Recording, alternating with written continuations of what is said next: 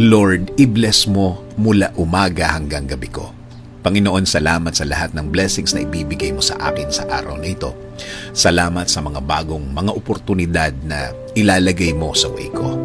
Alam kong may magandang plano ka na naman sa araw kong ito, Lord. Alam kong makakasama kita ngayong araw, Lord. Kaya alam kong magiging maayos ang mga darating na oras sa buhay ko ngayon. Alam kong puprotektahan mo ako sa araw na ito. Ikaw na din, Lord, ang mahala sa mga taong may masamang balak sa akin. Mga taong walang alam gawin kundi mag-isip ng mga bagay na makakasama sa kanilang kapwa. Pero Lord, alam kong kahit anong galing nila, kapag ikaw ang kakampi ko, I will be protected by your presence, Lord. Kaya Panginoon, nakikiusap po ako na i-guide niyo po ang aking araw ngayon.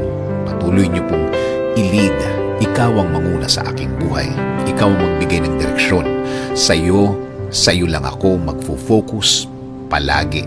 Sa'yo lang ako titingin palagi.